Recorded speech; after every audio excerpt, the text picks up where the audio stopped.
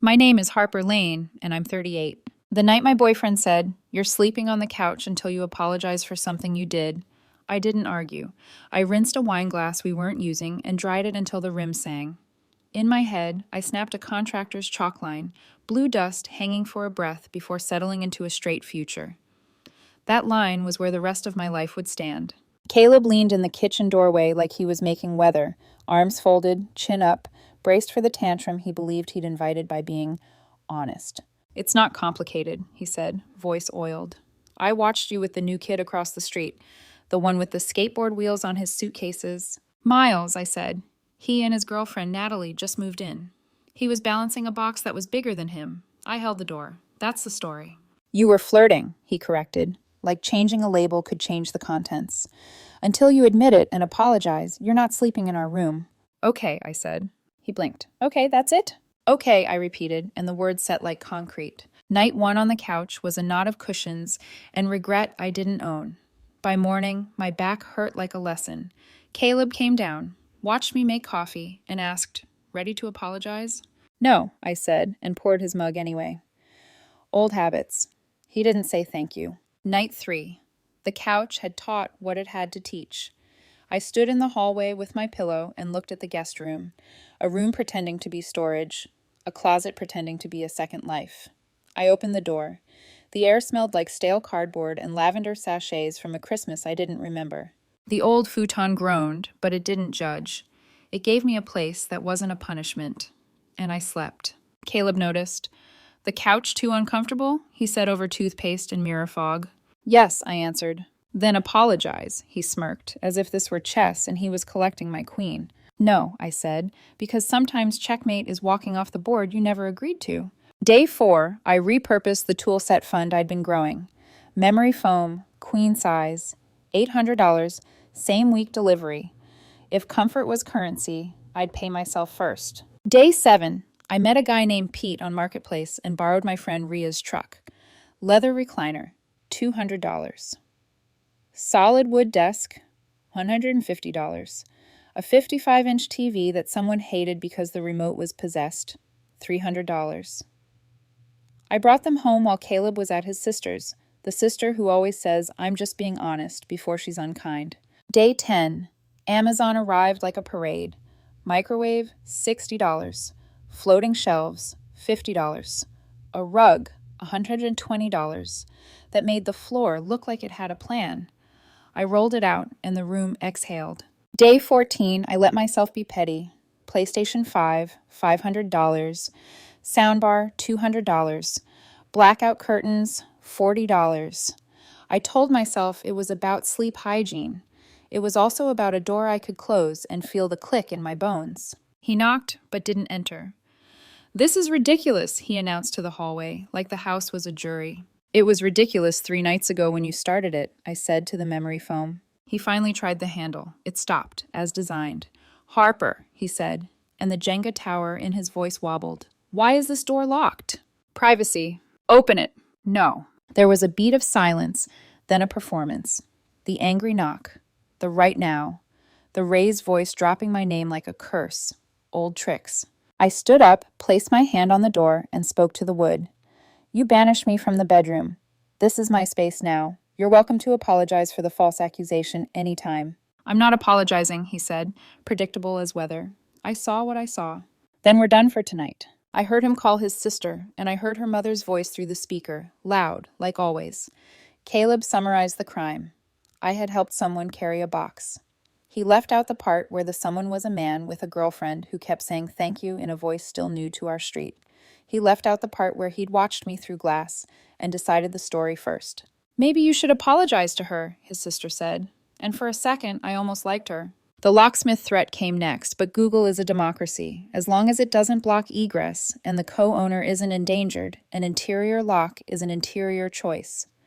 I heard his typing stop when the legal language found him. After that, the texts. "This is insane. You're acting like a child. That room is for guests. All your clothes are still in our room. I bought new clothes. They live in my closet now. You can't just claim a room. You claim the whole bedroom. That's different. That's punishment. This is adaptation." He stopped texting for a while. The house paced itself. In the morning, I heard him at the door again. gentler. Let me in. No, I said, just as gently. Why are you doing this? Because the couch taught me I'll never be comfortable in a room where comfort is conditional. He didn't answer. I opened the mini fridge, took out yogurt, and ate it in the quiet that lives between people who've decided to tell different versions of the same day. By week 3, the guest room had learned my name. I'd hung band posters I'd never dared to frame. I'd set the digital lock, $150, to a code that meant something only to me. I'd placed a small plant on the sill and watched it take the light like a promise. Caleb stood in the hallway that night and tried a different key, performance pity. We can fix this if you just admit it, he said softer. It would mean so much to me to hear you say you were wrong. I'm not rehearsing your version of my life, I told the plant. Not even once. His phone call to the police was the kind that makes officers sigh. Ma'am, does she live here? The tired voice asked. Is she threatening you, breaking any laws? No, no, no. The officer advised counseling and left. The red and blue lights smeared against my blackout curtains like a bad painting trying to be dramatic. After they left, Caleb sent a Venmo request for $1,400. Half of your room furnishings since it's shared property. I declined and sent one for $1,900. Half of the primary bedroom furnishings I'm not allowed to use. He declined and sent one for $500. Emotional distress. I sent one for $1 for the box I held while a young man said thank you 3 times because he was raised right. By then, the room felt like a spine. It held me up. The master bedroom felt like a bruise. Look at it too long, and you begin to forget how you got hurt. I stopped standing in the doorway and staring. I started living. If you're wondering whether I cried, yes, but not for the reason anyone assumed. I didn't cry because I missed the bed he'd exiled me from. I cried because the quiet was telling the truth I'd bent around for too long. That love with conditions isn't love, it's a lease, and the security deposit is always your dignity. Later, after the house slept, I set my controller down and listened to the lock click again. The sound was small, domestic. It could have been a heartbeat learning a new rhythm. The chalk line in my head glowed a soft, unreal blue. Not neon, work light, functional. The kind of blue that carpenters sweep off once the wall stands true. On the other side of that line, I saw a future where doors are doors and not threats, where apologies are gifts and not currency. On this side, I saw me, not banished, chosen. I turned off the TV. The plant was a dark silhouette against the window. In the mirror above the desk, I looked like someone I almost recognized. Okay, I said again, to no one and to everything, and the room set it back. The house adjusted to my new orbit the way a mobile steadies after someone opens a window, slowly, with a soft creak you only hear if you're listening for it. Caleb tried tactics. First, the chores. If you're choosing to isolate, he said, you can handle your own laundry. I said okay and bought a compact washer-dryer off a guy named Hugo, who swore it sang like a bird. It did. High, bright, a little proud. Tucked beside the desk on a rubber mat so the spin cycle didn't rattle the floorboards. I folded warm towels on the recliner and realized how much of my life I used to do on autopilot in exchange for peace that never arrived. When he stopped cooking my half of dinner, I put an $80 air fryer next to the microwave and began meal prepping on Sundays with playlists and podcasts that didn't get interrupted by someone sighing at a story they weren't in. The mini fridge learned the shape of mason jars and lemon wedges. I started liking the sound of my own footsteps heading toward my own door. He escalated to theatrics, a house meeting in the living room. His best friend Jason sat between us like a TV judge on a day off. Harper, Jason began, palms up. Don't you think this is a lot? A lot is being punished for helping a neighbor, I said. Jason nodded at Caleb. Okay, but locking a door? Turning the guest room into a room that gets used, I said. I made it habitable, not hostile. Caleb looked past me, like he was making eye contact with an imaginary jury. It's supposed to be for guests. What guests? I asked. Your mother who books hotels because she doesn't like our grout? Your brother who sends come to us texts every holiday so we'll spend money on plane tickets instead? That's not the point, Caleb said. It is the point, I said. You turned a storage closet into a cage, then demanded I lock myself in it for your comfort. I refused. Then I furnished it for mine. Jason, bless him, tried a gentle pivot. This seems like a miscommunication. No, I said. This is a difference in values. He wants me to perform regret for a thing I didn't do. I want him to respect that I won't. Jason left with a handshake that said he wasn't equipped for this weather. The next week, life got practical. The hall bathroom is 3 steps from the guest room and 12 from the front door. The master bath is attached to the bedroom Caleb now guarded like a national monument. He stood in the kitchen with his arms folded and announced, "I'm claiming the master bath. If you're going to play roommate, use the hall bath." "Okay," I said. That night, I moved my toothbrush, swapped the standard shower head for a rainfall, $60, and installed a Japanese bidet seat, $200, that turned morning into a spa. I lined eucalyptus under the shower shelf and bought towels so thick they made the dryer a little jealous. Steam curled through the doorway like permission. In 48 hours, the bathroom was mine by merit, not decree. I heard him grumbling to his sister on speaker.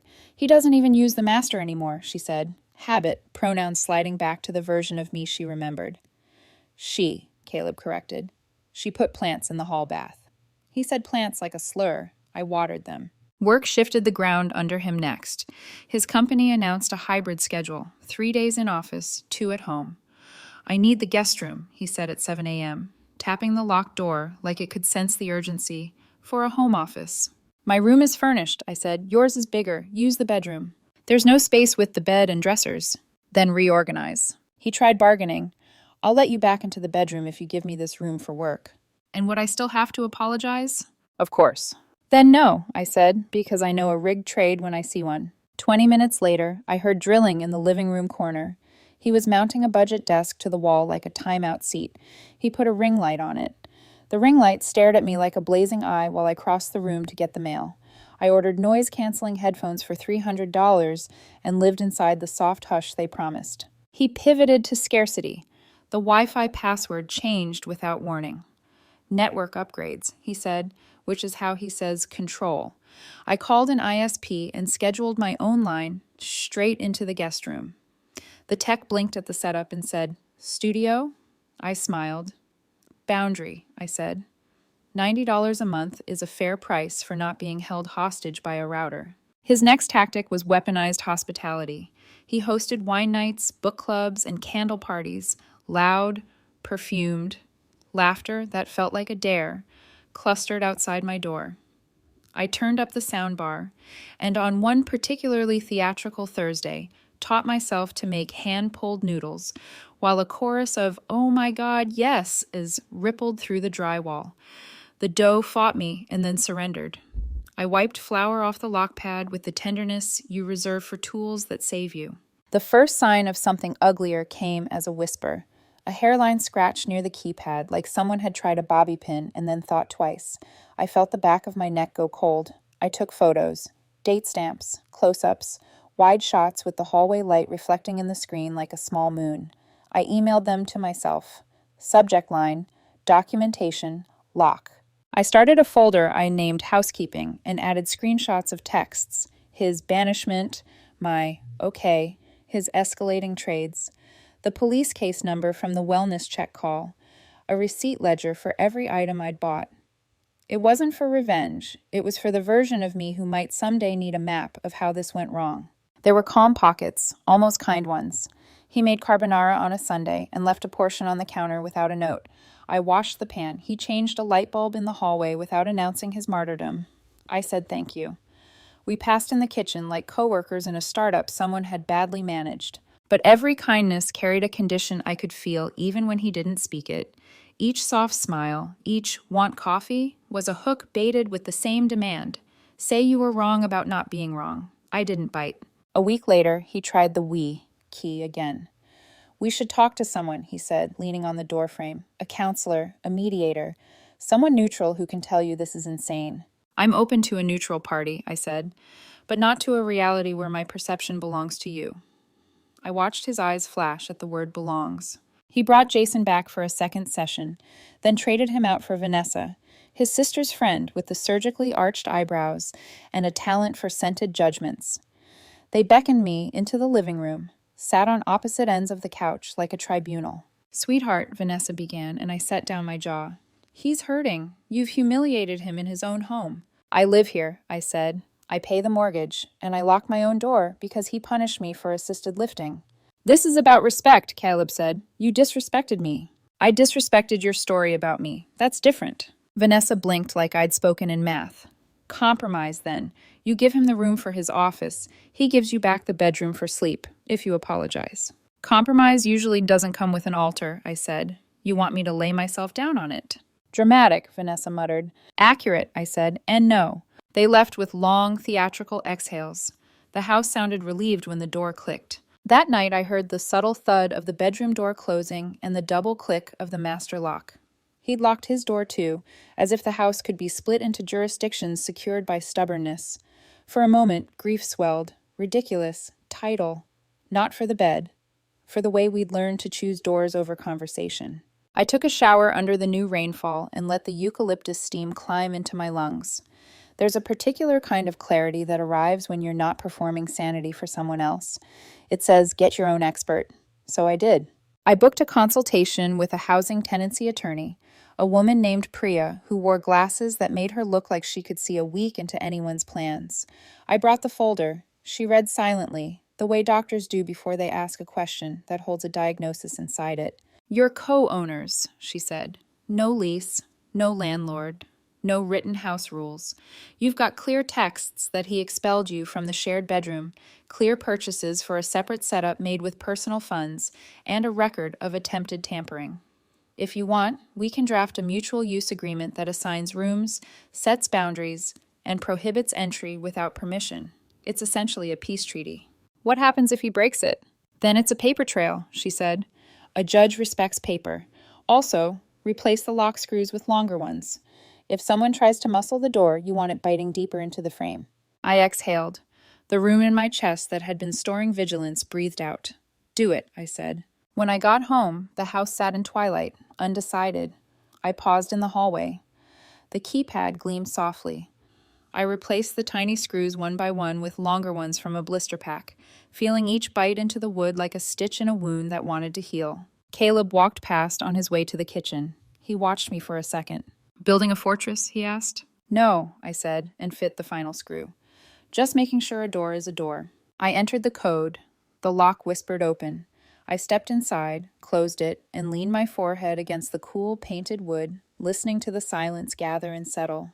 It didn't feel like winning. It felt like telling the truth with hinges. My phone buzzed. An email from Priya. Draft attached. Household mutual use agreement. Harper/Caleb. I opened it and skimmed the clean lines, the assigned spaces, the consequences. The chalk line in my head brightened. Work light again, not neon. The plant on the sill lifted a leaf as if to say, note taken. Outside, faintly, I heard the soft scrape of something metallic against my door. Then a quick, guilty stillness, as if someone had thought about crossing a boundary and listened to it say no. I took another photo. I sent it to my folder. And then, because the only way to make a sanctuary hold is to live in it, I turned on the lamp, opened my laptop, and started to write down everything I could remember in a voice that would stand up in any room. By the next week, my sanctuary had teeth. Not the biting kind, but the kind that could hold its shape under pressure. Caleb, on the other hand, was unraveling in quiet increments. The new household agreement had arrived via email, and he'd read it like it was written in another language. Maybe it was.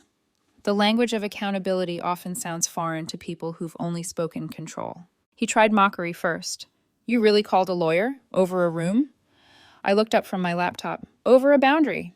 He barked out a laugh. You're insane. I prefer consistent. The agreement was simple. Each of us retained exclusive use of our designated rooms, shared spaces required mutual consent, and any tampering with locks, belongings, or fixtures constituted property damage.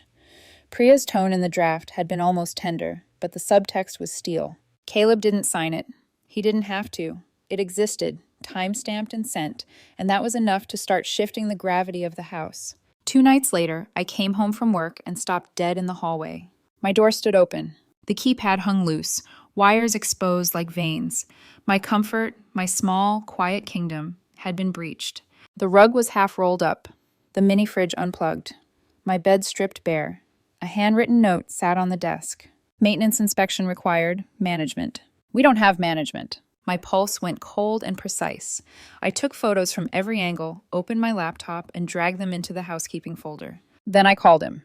"What the hell, Caleb?" He sighed, all faux patience.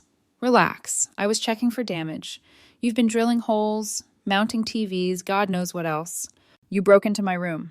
"I didn't break in. I opened the door. By removing the lock." "This is my house too," he snapped. "You don't get to barricade half of it." "You're right," I said. "We'll let someone neutral decide how to divide it." "You wouldn't. I already did." The line went silent. 3 days later, he was served papers. It wasn't divorce. We weren't married yet. It was a petition for legal separation of shared property and exclusive use of designated space. The kind of document people whisper about because it sounds clinical until it lands on your kitchen table. When I got home that night, he was waiting. His eyes were red, not from tears, but from anger that had nowhere to go. "You got a lawyer?" "You broke into my room." "It's a lock, Harper. You're really going to burn everything down over a stupid lock?" "It's not the lock," I said quietly. "It's the part where you can't stand me having something that's mine." He stared at me like I was speaking math again. "You're going to destroy what we have over this?" "What we have?" I laughed, soft and tired. "Caleb, you destroyed what we had when you decided punishment was love." That cracked something. The bravado drained. His shoulders slumped. "I'm stressed, okay? Work's a mess. My mom's on me about money. I just wanted you to fight for us." "By apologizing for something I didn't do?" He nodded helplessly, like it made sense in his head. "I am fighting," I said, "just not in your direction anymore." He didn't speak after that. He slept in the master bedroom, I in the guest room, and the house became a duplex stitched by silence. A week later, a knock came on my door, soft, measured. I opened it to see Caleb in a pressed shirt, holding a tray of food. Steak, potatoes, my favorite wine. The peace offering looked rehearsed. "Can we talk?" he asked. "I'm listening." He set the tray on my desk. I cooked, for us, like before. I glanced at the plate, perfectly seared, exactly medium rare, the kind of effort that used to mean love. "Thank you," I said. He exhaled in relief. "So, maybe we can start over? Did you reinstall my lock?" He blinked. "What?"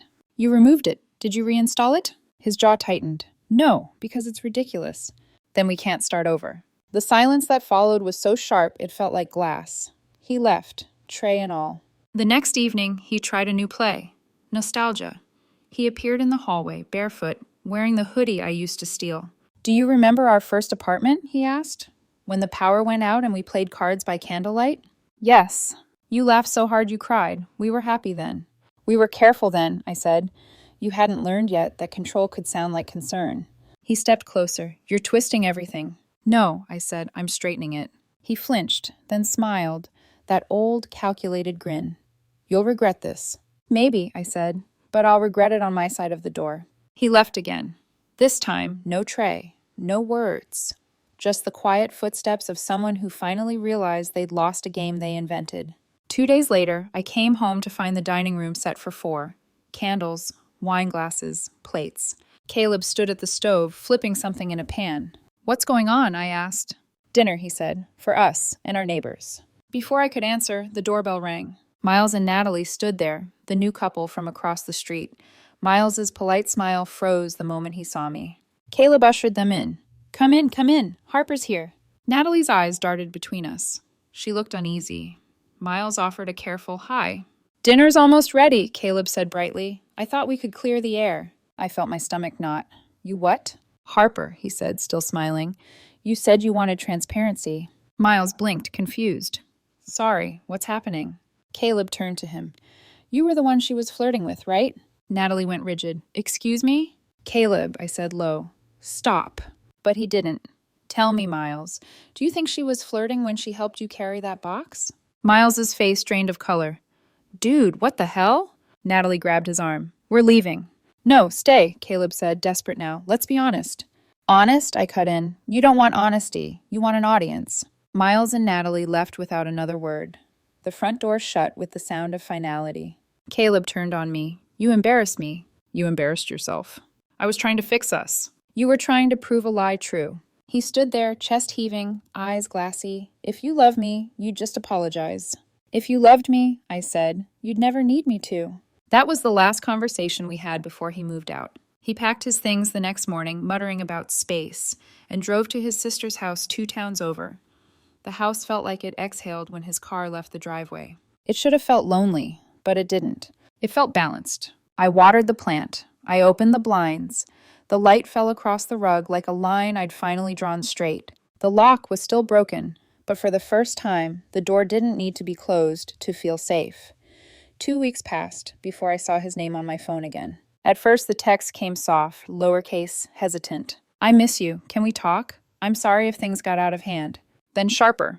You're ruining everything. Just say sorry, Harper. We can forget this. Forget. The word landed like dust over shattered glass, harmless until you breathe it in. I didn't reply. Instead, I called Priya and told her to move forward with the property division. She said, "Are you sure?" I said, "Yes," because by then I'd realized peace and certainty sound the same when spoken aloud. The paperwork went through faster than I expected. The house appraiser came on a Thursday, walking room to room with polite disinterest, measuring what we'd built together without knowing what broke it apart.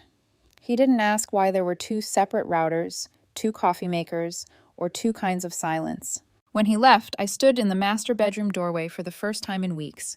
The bed was unmade, sheets half off, a ghost outline of where his side used to be. The air smelled faintly like cologne and regret. I took a slow breath and walked in. Each step felt like reopening a file you'd already closed, but still needed to double-check. On the dresser sat a folded note, my name on it, since you want to live alone so badly. No signature, just a key taped underneath. The master bedroom key. I smiled, not out of joy, but because closure sometimes arrives as irony. The weekend he left, I called Rick, an old college friend with a truck and a sturdy sense of humor. Need muscle or moral support, he asked. Both, I said. We moved the bedroom furniture piece by piece. The bed, the nightstands, the dresser. Everything back to where it started, only now the space didn't feel like exile. It felt earned. Rick wiped sweat from his forehead. He really left all this? Apparently half of it's mine now, I said. Lucky you. No, I said quietly. Not luck, just balance. We laughed, but it sounded tired. The kind of laugh you let out when a storm finally passes, but the yard's still flooded. The following Monday, I received a letter from Caleb's lawyer, request for mediation. Priya smiled when I handed it to her. It's standard, she said. He wants a softer landing. We attended one session. The mediator, a middle-aged man with silver hair and the patience of a monk, asked us to describe what we wanted. I want honesty, Caleb said, and a second chance. I said, I want safety and peace. The mediator nodded slowly. It sounds like those are different destinations. Caleb looked at me, and for a moment I saw the boy I used to love under all that pride. Scared, small, human. I didn't think it would go this far, he said. It didn't have to, I replied. The mediator closed his folder. Then it sounds like you're done. We were. The sale of his half went through in late summer. I signed the check. The lawyer notarized the documents, and by the end of the day, the house was mine.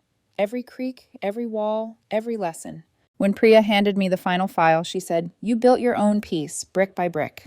I laughed. Or screw by screw. After the ink dried, I did something small, but ceremonial. I replaced the guest room door entirely. New frame, new paint, new lock. The hardware store clerk asked, project or repair? I said, rebuild. The room stayed almost the same. The memory foam bed, the recliner, the plant that had doubled in size. But it wasn't a refuge anymore. It was a studio. My space for design work, journaling, quiet. I hung a framed photo above the desk, a single blue chalk line across raw, dry wall. The caption I'd written beneath it, straight enough to build on. Sometimes, late at night, I still hear the echo of that first argument. His voice sharp, mine steady. It doesn't hurt now, it just sounds distant, like weather you've already driven out of. People always say heartbreak changes you, but I think it just removes your illusions. It strips the paint off the walls so you can finally see the structure underneath. Caleb used to say, you overthink everything. Maybe he was right. Maybe that's how I survived. Last week I met someone for coffee. Not a date, just conversation. His name's Aaron. He listened more than he spoke. When I told him I once turned a guest room into a sanctuary after being kicked out of my own bedroom, he smiled and said, Sounds like you built yourself a metaphor. Maybe I did. Before leaving, he said, You seem like someone who finally stopped apologizing for existing. I said, Took me long enough. That night, I came home and stood in the doorway between my two rooms. the studio, where I learned independence, and the bedroom where I'd finally reclaimed rest. Both were quiet, lit by the same moon. I ran my hand along the frame of the new door and whispered the word that started it all. Okay. Only this time it didn't sound like surrender. It sounded like freedom.